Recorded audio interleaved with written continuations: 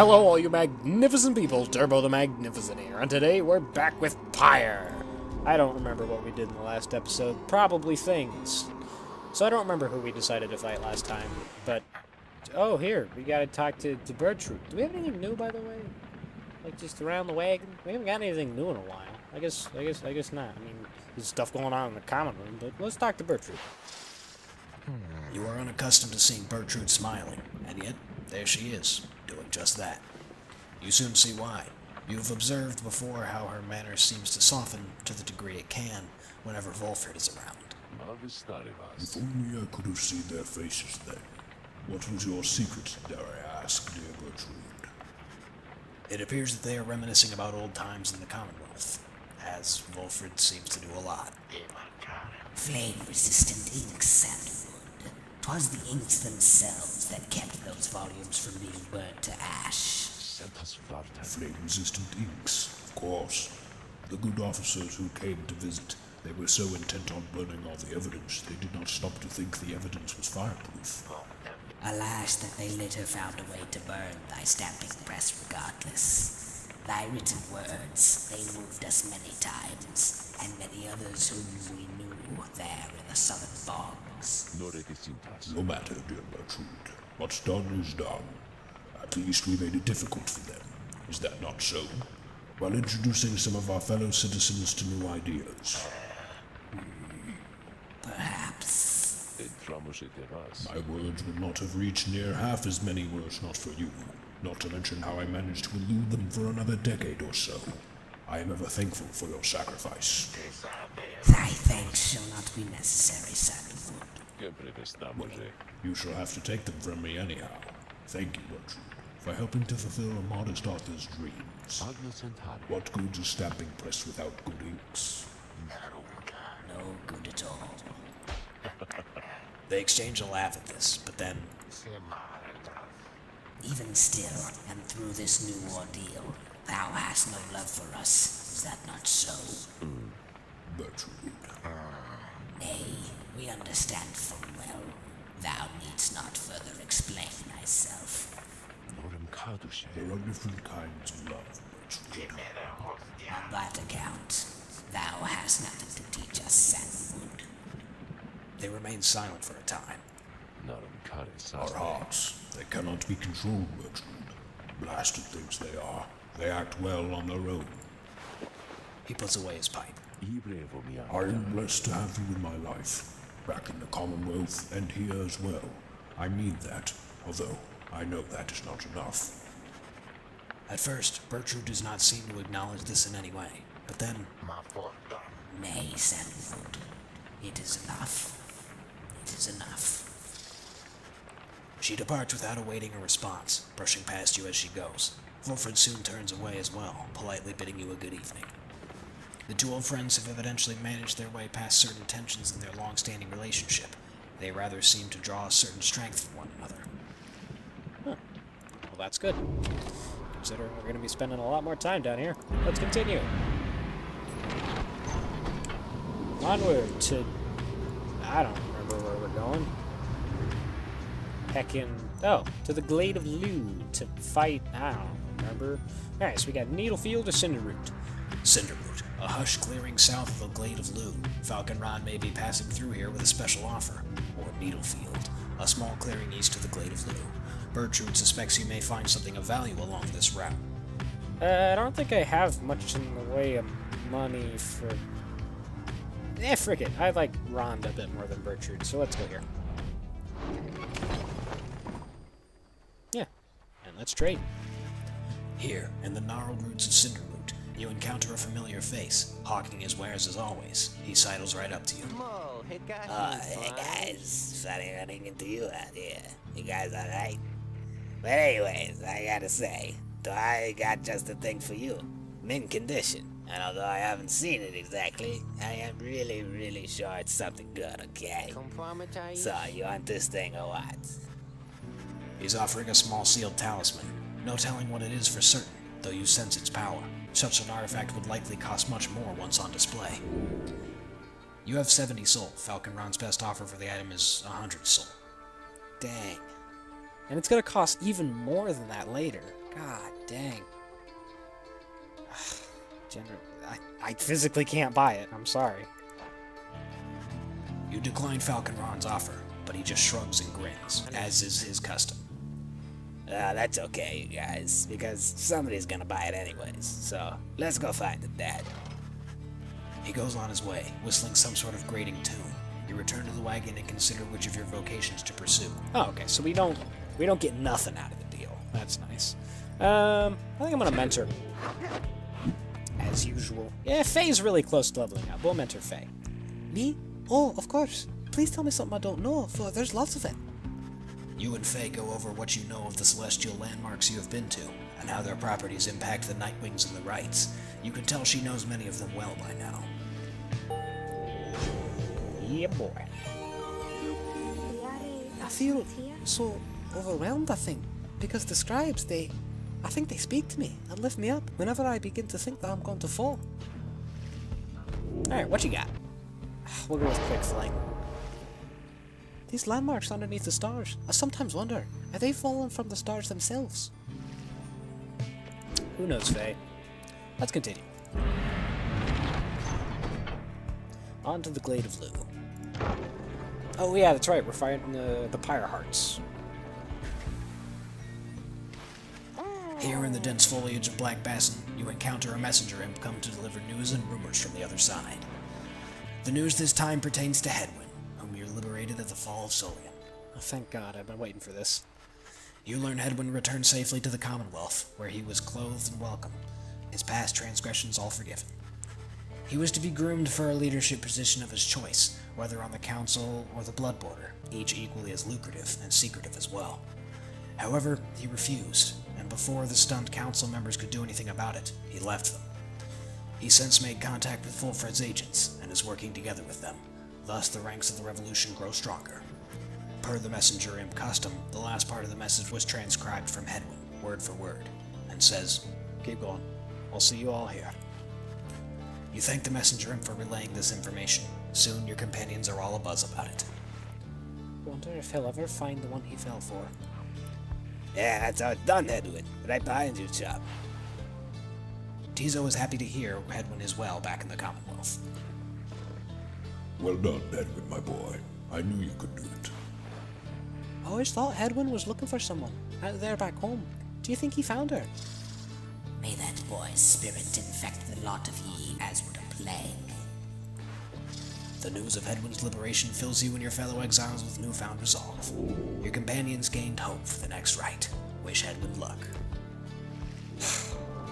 So happy he's doing well. Alright. Well, first things first, let's talk to Ron. Hey, you guys, come on in. Say now, whatever happened to that smiley Edwin guy? Did he really get out of here like I've been hearing, or what? That he did, my friend. Alright, so Flame Leech. Is this the thing that he was selling? It's 140, so maybe.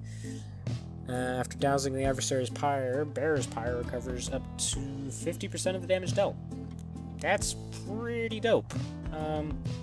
And he also has a few more vials of stuff that I don't really care for. I'll just buy some more dust, why not? Cool. Thanks, man. That's how you get a repeat customer there, Dad. You give him a deal.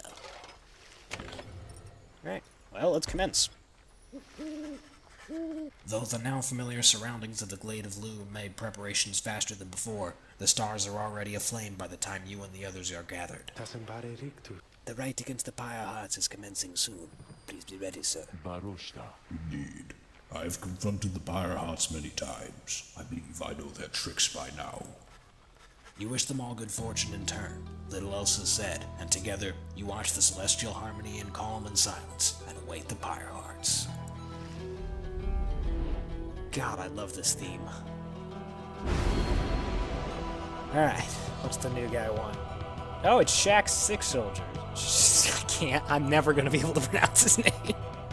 Your adversaries shall all return from banishment when all are banished. That's a big no.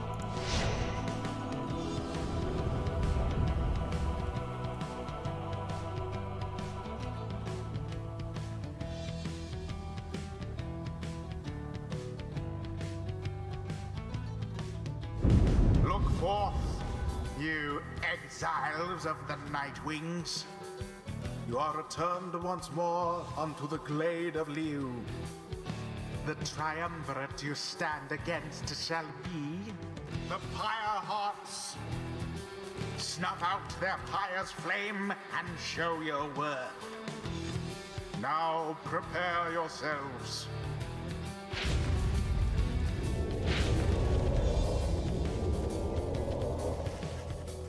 The adversaries whom you were to confront when instead you had your run-in with Orlek have assembled at the opposite side of the clearing, and their pyre burns bright.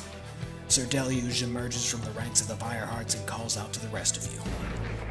This knight has words for you, Nightwings. Off the top of this knight's head, those words, they're as follows: treacherous, dastardly, cowards, mean, unbecoming, underhanded, ugly, and cheating, and impertinent. Let this knight see, what else? Terrible, in short. This knight's complete and utter fearlessness of you has grown tenfold. The Pyrehearts seem all the more determined to prevail against you now, for Orlek denied their chance to stand against you last time. Well, they don't seem to have anything that increases or decreases our health. That's good. What they got? If the bearer is banished, an ensuing blast can banish it. Okay, so we gotta be really careful. Music's off again. That's weird. Okay, yeah, we gotta be really careful about banishing him. That's gonna be really difficult to remember. And the top one is really fast. Damn, okay. This is gonna be interesting. Alright, so Tizo, because he's my boy. Tizo. Yep. Who's got the biggest presence, is it? Yeah, presence. Oh wow, Ruki actually has the smallest presence. So yeah, Black Claw was a terrible idea to put on Ruki. That was just, like, I couldn't have chosen a worse one. Oh, is rank 20... Oh, rank 20 is actually the maximum, so this can't get any better. That's kind of unfortunate. Yeah, let's go with Bertrude, why not? Bertrude. And then we're gonna need someone speedy, so let's go with Pamitha, why not? Yeah, let's do that. Pamitha. No. Oh, I'm ready for them. We are not afraid of you, especially not this night. Worm Knight, attack! Let's go. Come on, Tizo, get him. Shoot! Okay, so the one thing that Tizo What is... Already does your fire's flame begin to flicker. That's not good.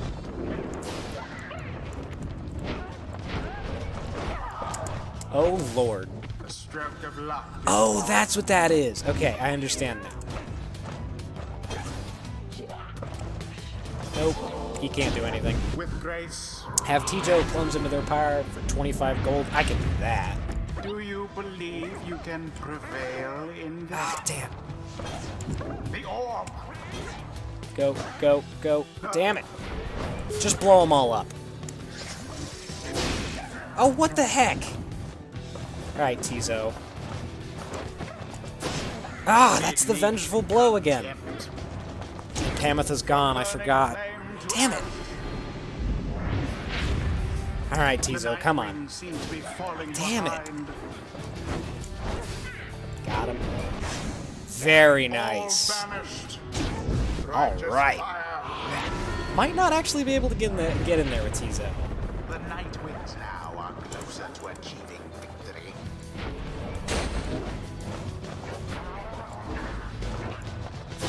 The orb. What now, boy? Oh my god, that is insane. Go, go, go. Oh no, you kidding me? Oh no. Oh, that was a mistake. Damn it. Alright, come on, man. Nope. Yeah, I get it, they're beating me. Damn it, I just can't get Tizo in there. Another most inglorious defeat is imminent. This knight can feel it in his bones. I still feel like I have to do something to differentiate that guy from Gilman. Alright, you get over there. Come on! Yes! Okay. Got it. Got the extra money. One more, we're in. Once more like that, and we are finished here. No, no, no, no, no, no. Fortunately. Okay, it's fine. They don't really do too much damage. That's perfectly okay. Pass it. Meddlesome imp. That's really good. It's done.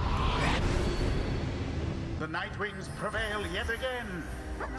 Got a new May strategy their to next use with Tizo. adversaries fare a little better. The rite is done. This night, we knew we had no chance. Shame. Always is there greater knowledge to be gained. I'm aware that Tizo can't get any better. I'm still gonna keep using him though. He's just too good. Yeah, good job, Bertrude. Alright. Until the stars align. Indeed, Erasmus. So, I presume liberation is open to us? After you vanquish the Pyrehearts rather soundly, there is little time for you to rest as yet. The night beckons, and the next rite reveals itself to be a vital one. That's what I thought. It is already time, reader. Come see for yourself. The coldness of the season now presents to us another chance. He heads out straight away, and you follow in turn. Indeed, among the remaining stars you see one with which you are familiar now burns ever brightly.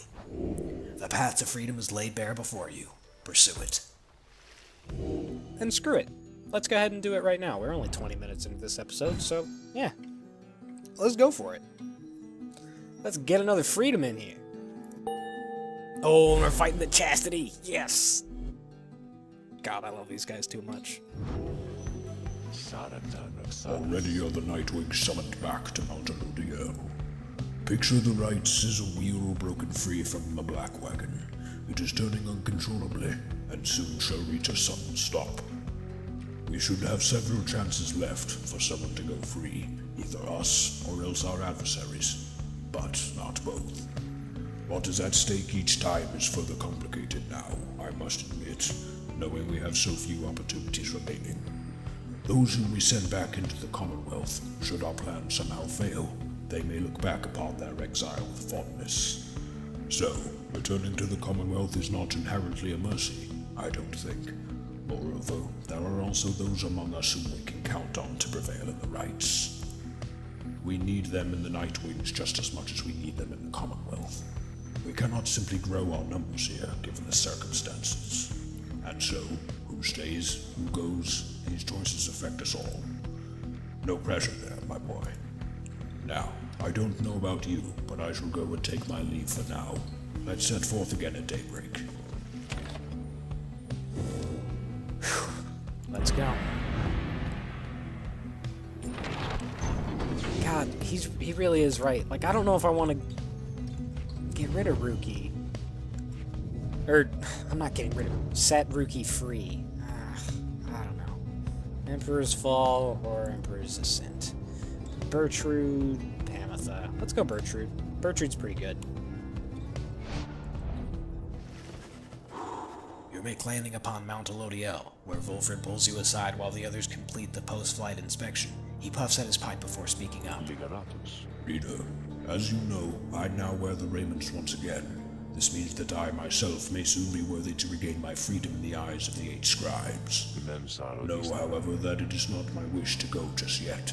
It is true I could be of some benefit to our plan back in the Commonwealth, but I feel my place is here for the time being. Perhaps once the Nightwings are on a surer footing in their path, my time shall come. Those are my feelings on the matter, and I wanted you to know. I shall of course defer to you. Our path is not to contradict the Queen's will. Anyway, I trust that all of us, yourself included, shall find our freedom. If not soon, then by when all of this is over.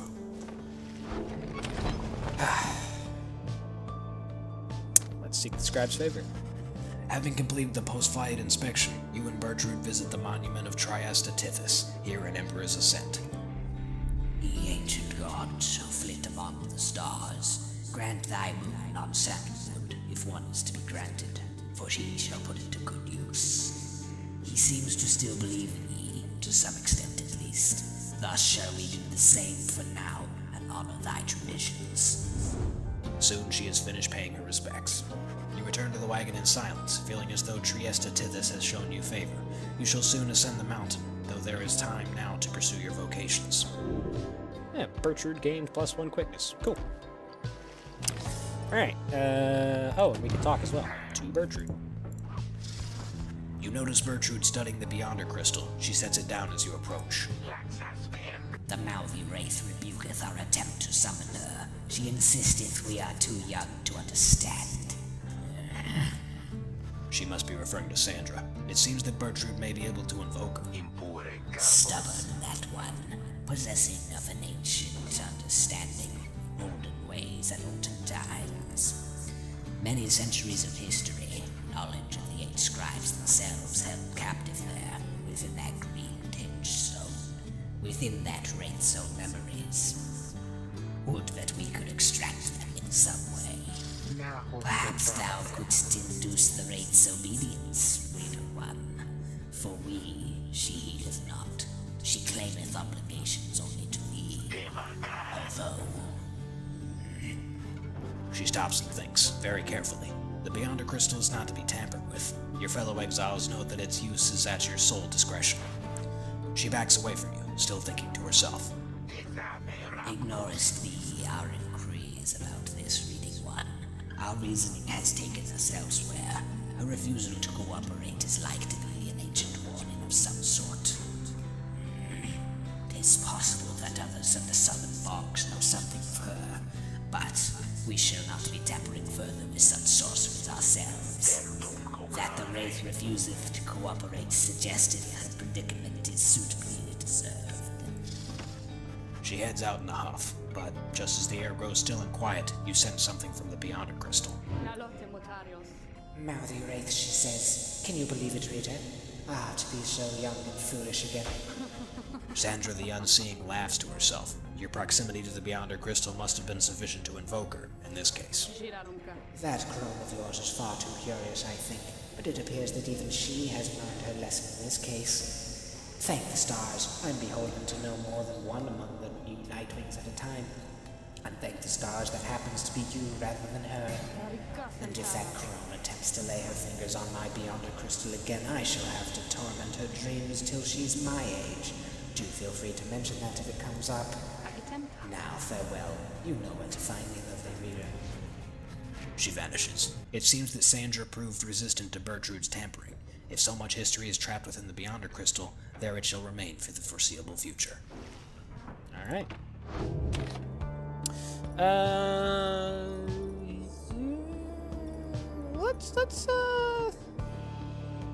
Let's study. You excuse yourself from the others to go pore over the Book of Rites and its mysteries, though through greater understanding comes the reader's influence. Let's go present. Presence. You attune yourself to the strange and mystic properties of the Book of Rites, embracing such as possible that which cannot be explained or truly known. Inspiration comes to you in a flash, whether from the book or from within, you cannot tell. You gain tenacity. Everyone gets +1 presence. Cool. Let's continue. Alright, so Rookie or Tizo? Ooh, my boy Tizo. Nah, let's go with Rookie.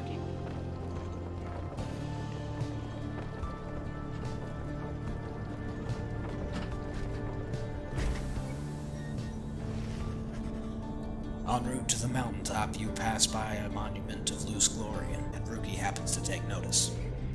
Okay, look, you know old Rookie Greentail doesn't like to beg, but now I'm hearing we ain't got a lot of chances left of getting out of here.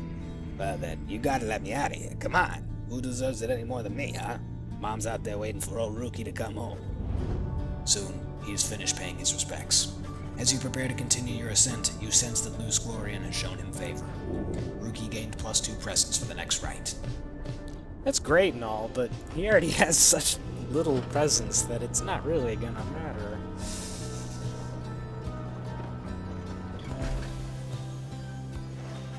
You and your fellow exiles gather at the foot of Scribe's Gate before an archway carved of stone, where stands the Gate Guardian. Greetings to you, Celeste. I see the exiles of the Nightwings have returned, even as the cycle of the rites begins drawing to a close. The Nightwings accept this as the will of the scribes. The Gate Guardian laughs at this, softly for some reason. And you, Tariq, do you accept their will as well? But the lone minstrel does not answer her. It is no matter. Now, Nightwings, each of you come forth and state what it is you seek whilst crossing Scribe's Gate.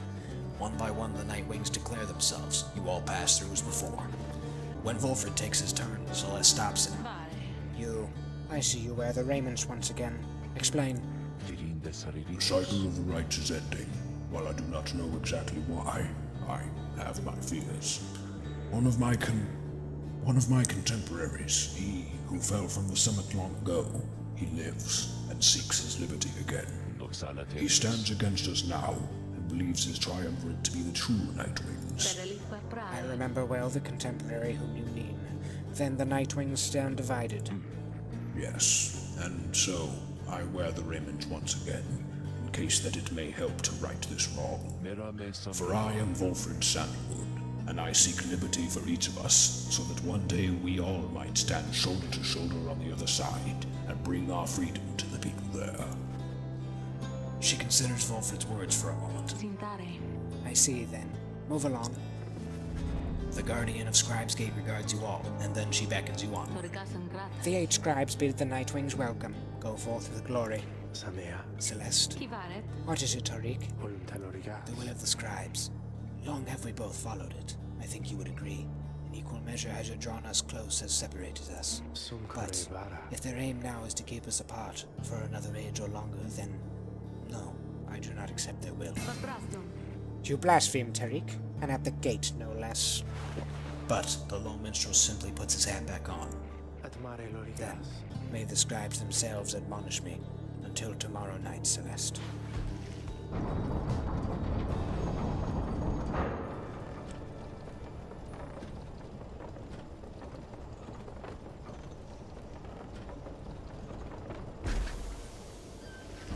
Having reached the peak of Mount Elodiel again, you see the vastness of the downside all around you.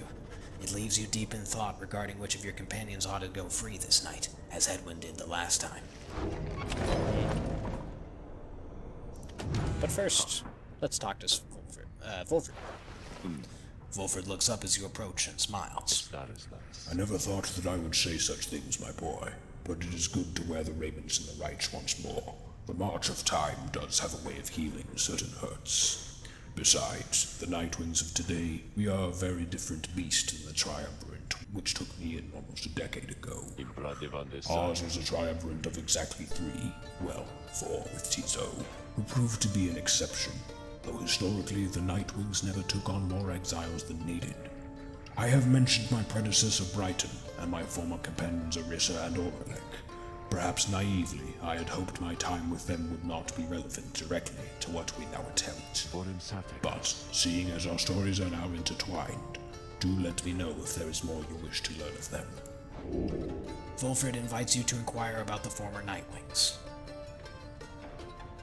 I don't want to be here too long. I'll just ask about Orlek. You ask about what Orlek was like when he and Volfred first became acquainted. Volfred remained silent for some time. I was very, very sick, when I first landed in the downside. The long trip down the river must have been a little much for me. It was Orlek who found me. He could not have known of my capacity to read before he revived me. He was a physician, intolerant to the sight of suffering of any kind. Not just any physician, mind you. A gifted, highly decorated one. He served on the front. Back then, skirmishes erupted frequently, and those such as Orlek, they had to deal with many casualties on either side. In time, he said he grew repulsed by what he saw. This sowed in his heart a yearning for an end to all the bloodshed. so he tried to use his status to negotiate a treaty with the Highland remnants. It must have gone about how you'd expect. He was given direct orders to return to the front, but when he refused to soil his hands again, they cast him to the downside. Here he gained the notice of the Nightwings, and before long he grew to be one of the finest right conductors anyone had ever seen. He was instrumental in the liberation of his companions, whose roles in the Triumvirate were later filled by Erissa and me. In time, Orlek's own opportunity for freedom had come up. He longed for it, so that, with his exalted status, he might stand a better chance of negotiating peace. However, on the evening of his liberation, well, you know the story from that point. Volfred breathes a heavy sigh. He and I were kindred spirits for a while. I could not bear to think that he was gone, and now I still cannot entirely believe that he is back. He is our adversary now, transformed, grown cold. Still, part of me is happy that he lives. Make no mistake, of course, I shall not be swayed against our plan, not by Orlek or anyone. As I have said before, we share a higher calling now. As for Orlek, he wants his freedom still, although I wonder if he still remembers why. Anyway, was there something else, my boy?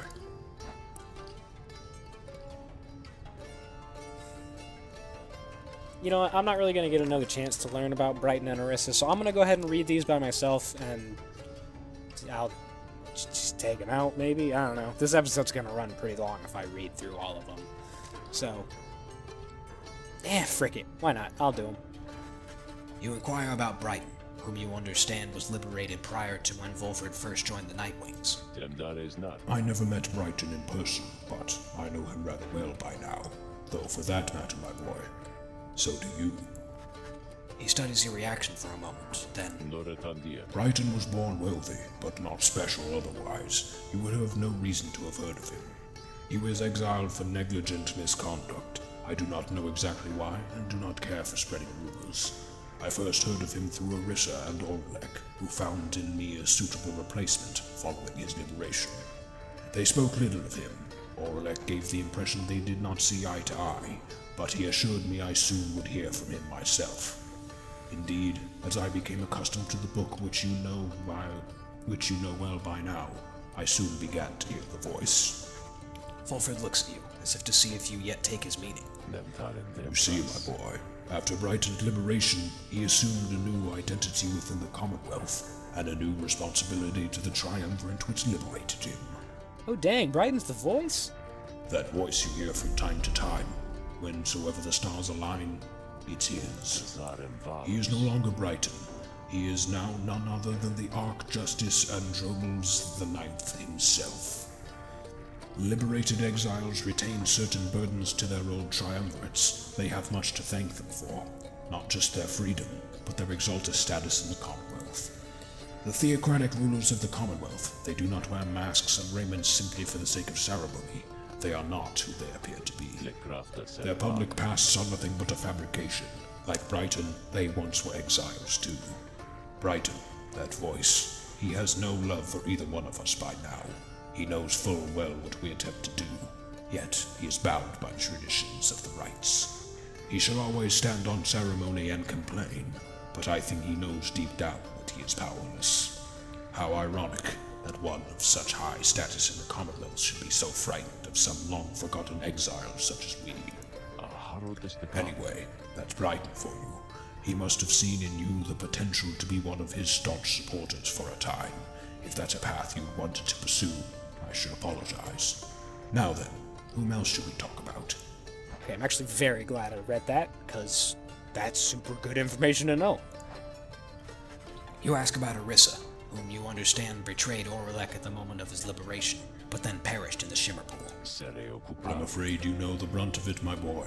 But I suppose you ought to know something of Erissa's past, lest you be quick to judge her solely by her actions. Mind you, I would never make excuses for the terrible choices she ultimately made, but her life, I understand, was very difficult. Erissa had been exiled for the foulest of acts. You could see it plainly branded on her face. Such was the heinousness of what she did in the eyes of the Commonwealth. She was an apprentice blacksmith in her youth, taking up the post left by her brother. He had fallen in battle on the Blood Border, despite wielding their father's own lance and armor. Her father never quite recovered after this, and had grown cruel and detached. It was Orisa who took the brunt of his fury, and he expected the impossible of her. One day, it was all too much for her, so when next he lashed out at her, she struck back. She struck back again, and again, and again. When they came for her, her father was gone, and she was not herself. She was promptly cast into the downside for the crime, where her hatred for the Commonwealth only grew. Orisa always was intense in her demeanor, haunted by her father's memory. More than that, her chief motive for wanting back her freedom was, in hindsight, not a healthy one. She longed to join our nation's enemies, to build for the High-Wing remnant a great siege engine that could shatter the defenses of the Commonwealth and forever end our feud. What she ultimately did to Oralek, it was an act of pure and thoughtless desperation. I do not think that it was simply evil, nor do I think that it was personal. I often wonder, though, if, in her final moments in the symbol, she understood what she had done, and the depths to which she had fallen. For years I must admit I hated her, but now my only hope is that she found a peace untenable during a relatively short life in the downside in the Commonwealth. Furthermore, I hope the life of Orisa offers some perspective yet to those of us who have not made the same mistakes. Now then, was there something else? You've told me all I need to know. Thanks. You bid Volfred a good afternoon, and leave him with his memories. My pleasure, leader. Reflecting on the past from time to time helps demonstrate how far we've come, yet how much farther we have to go.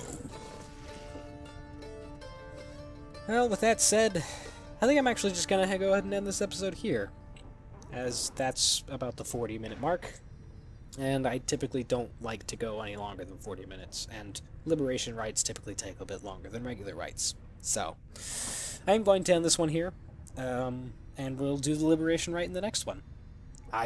The information we've learned in this one was fantastic, though.